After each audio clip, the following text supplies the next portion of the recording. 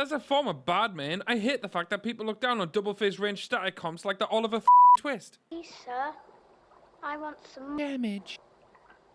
What? How's it going, Warriors Alike? I'm Myth, the little fella whose hips do in fact lie, and today we're shifting our focus to Dawntrail in ways you might not expect. Dawntrail has been praised from all corners of the internet, and rightly so. Its promises and the pace of its info dumps have done wonders in satiating the ever-enthusiastic and wonderfully weird Final Fantasy XIV community. As the rocky road that was Endwalker finally comes to an end, a new Dawntrail is on the horizon. I thought it was fitting to come to you today and restore some balance to the conversation. Let's take a moment to acknowledge the excitement surrounding Dawntrail. The community is abuzz with anticipation, and the developers have done a stellar job keeping us engaged with a steady stream of teasers and updates. The promise of new adventures, epic storylines, and fresh content is enough to make any warrior of light unavoidably blush harder than I do when I get praised in the comments. Stop that shit, by the way. I demand degradation. Shut the fuck up, it's not king! But as with any expansion, it's important to keep our expectations in check and critically examine what lies ahead. Because whilst Dawntrail has a lot of merit, it's also got a fair few bits of unexcusable bullshit, and it's about time we got cut down to size. My size. Hey Dawntrail, here's 5 things I hate about you. Note, yes I know the song, and yes this video was originally 10 things I hate about you, but it was way too long. So I dealt with it the same way I deal with a Rogadin trying to get into my Lala treehouse. I split it into 2 parts. Apparently they don't grow a new head.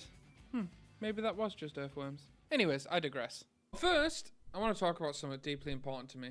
Something that touches the lives of myself and millions of others, but is often misunderstood or overlooked. For those that don't know, it's PTSD Awareness Month. Post-traumatic stress disorder, or PTSD, is more than just an acronym. It's a daily battle for those who have experienced traumatic events. It affects veterans who have served their countries with bravery, survivors of abuse who have shown incredible strength, and so many others who have faced the unimaginable. PTSD does not discriminate. It can touch anyone, leaving them to navigate a world filled with memories that don't fade, triggers that can't be predicted, and a society that often doesn't understand. This month is another opportunity to change that narrative. We can shine a light on the silent struggles, the hidden wounds, and the immense courage it takes to seek help and support. Being a combat veteran, I've lost way too many friends to the undoubtedly big S, and even just one would have been too many. If you have a friend that has gone through some stuff, reach out. You'll be surprised how something as little as asking if someone is okay can go a long way. And if there is anyone listening to this right now who is suffering, I want you to forget for a second I'm a lalafel on the internet and listen to me as a friend. Don't bottle things up. You're strong, undoubtedly so. You've made it this far, but this isn't something you can deal with on your own. Reach out. Find someone to listen and share that way. You're strong, but you're not invincible. I haven't forgot it's Pride Month, and happy Pride to those that celebrate it. I personally don't, so I apologize if you're expecting those themes this month. I know, right? Shock horror. He's bi and doesn't celebrate Pride. But I personally don't want to put my own hubris before something that honestly has affected my life infinitely more than my sexual flexibility. Anyways, with that being said, back to the video. 5. Lack of speech bubbles. My brothers and sisters in Heidelin, how is it that Final Fantasy XIV, a game so rich with lore, a game so brimming with personality, still lacks the basic, fundamental feature of speech bubbles? Seriously, are we living in the stone age of MMORPGs? Am I supposed to squint at the tiny chat box while mid-battle with a monstrous primal, just to catch a whiff of what my party members are screaming? I'm up there dodging AoEs like FFXIV dodges Zeppel's attempts to sub again, and I have to miss out on the epic trash talk from the roulette mentor, or the hilarious misadventures of a healer who doesn't know about Asuna, all because the devs think that speech bubbles are not essential. Listen, even the most ancient of games had this figured out. I want to see the sussy remarks from the weird Rogadin that follows me around Limsa, heavy breathing and asking to ERP. I mean, I'm all for exciting roleplay, dude, but why are you being weird about it? I want to catch every bit of sass from that Makote NPC while I'm trying to decipher the convoluted plot of the latest expansion. I'm not asking for the moon here. Just give me speech bubbles. I mean, come on, even Club Penguin had more advanced communication features. So here's my plea to the powers that be. Let us see the dialogue where it matters, right above our characters' heads where it belongs. Not buried in the chat box, not lost in the midst of combat logs, but right there, floating majestically. Because if I miss one more sarcastic comment or crucial instruction due to this oversight, I'm going to lose my mind, and I've always wanted to see what happens when I jam a fork into the mains. Although it's probably easier to just jam a fork into this video's like button. Seriously, can I get a like for every person that is completely confused as to why these aren't a thing yet?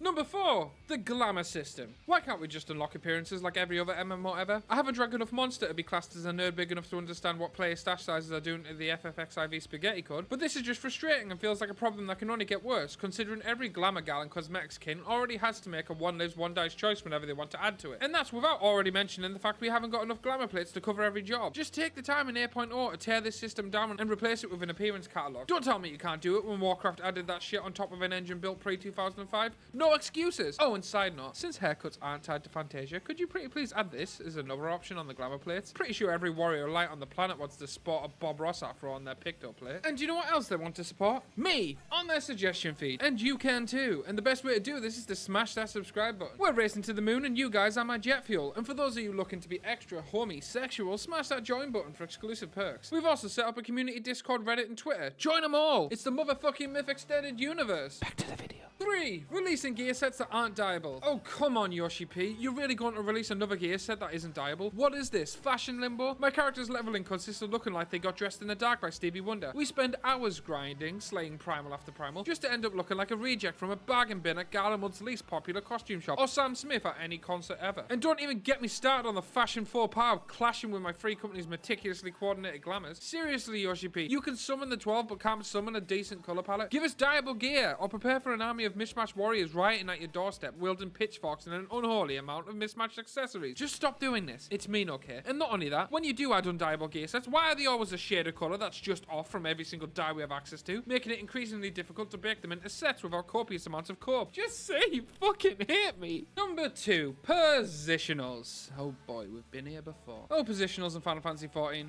How I love thee. Nothing brings out the simmer and rage of an otherwise chill gamer quite like the archaic dance of hitting specific spots on an enemy's hitbox for that sweet, sweet bonus damage. It's like Square Enix decided that a regular rotation wasn't stressful enough, so they added a layer of twister into the mix. Because, you know, managing cooldowns, dodging AoEs, and dealing with raid mechanics wasn't quite challenging enough, without also worrying if you're standing at the exact pixel-perfect rear or flank of a boss. Now, I admit, they were a revelation in engaging gameplay a decade ago when fight designs were crude and simple, but that just isn't the case anymore. And with fights getting ever more complex, positionals have gone from fun to fucking frustrating. Let's talk about the absurdity of maintaining positionals in a game where bosses teleport, spin around like they're auditioning for Cirque du Soleil, and drop more floor hazards than a disco enthusiast with diarrhea. It's 2024, people. We're living in the age of virtual reality and AI companions that can write poems. Yet here we are, scrambling around a boss like headless chickens, trying to align ourselves perfectly, while simultaneously praying that the boss doesn't decide to moonwalk halfway through our combo. How is this still a thing? Are we secretly in some gladiatorial Roman arena and Square Enix is the emperor, giving us the thumbs up or down based on our positional accuracy? No true north for you, peasant. Enjoy your 30% damage loss. And don't get me started on the irony of it all when latency decides to rear its ugly head. Your ping spikes and suddenly you're swinging your weapon in the general vicinity of the boss, hoping RNGesus will bless you with a hit that counts as a positional. It's like playing a game of tag with a teleporting ninja, a ninja that's also a dragon that can fly in the middle of an earthquake. Seriously, enough is enough. Let's retire the positionals and embrace a future where we can focus on the fight itself, not on performing a meticulous ballet around the boss's ever-shifting backside. Removing positionals will also pretty much remove the last real consideration that may be preventing the devs from getting really creative with their fight design, and I'm here for it. Besides, positionals also serve as the last bastion preventing number 1, the range tax from being removed. Ugh. As a former badman, I mean, I can't not switch to Picto, right? I've been a Picto at heart since Nancy Kerrigan's leg got temporarily deleted. Fuck, that joke's gonna make people feel old. Don't even get me started on the range tax in Final Fantasy XIV. It's like the game developers decided, hey, let's punish the players who prefer to stay out of the fray and shoot from afar. So here we are suffering from measly DPS just because we're intelligent enough to keep a safe distance from the giant axe-wielding monsters. I'm a fucking Lalafell, and Square is like, oh, you want to avoid getting squished? Here, have a DPS nerf. It's as if the devs think we're sitting back sipping tea while the melee classes are in the thick of it, dodging death. Well, newsflash, that's kinda true. But we're also dodging too. Dodging the rage we feel every time we realise that no matter how well we play, there's always some fucking weeaboo samurai schooling our output like a white rap battle critic. Seriously, at this rate, I might as well just run into the boss's face and let them eat me for breakfast. Range tax? More like range hex. And as a former badman, I hate the fact that people look down on double-phase range static comps like the Oliver fucking Twist. Please, sir. I want some Damage. What? If I had 3 wishes right now, they'd be remove positionals and range tax, an airtight bunker with its own recycled airflow, and give every spider wings. Anyways, what do you think? Let me know in the comments down below. Smash that subscribe button whilst I'll tell you that. There is so much more I still hate about Dawntrail that I'd love to share, and the success of this video will determine whether I continue a rant about them. And hey, since you made it this far, why don't you gently caress this button here and binge me like a tub of Ben & Jerry's you found in your friend's fridge? Ice cream tastes so much better knowing you're going to put the empty tub back and your friend's going to find it later and suffer crippling disappointment. I'm not evil, I'm just a Lalafell.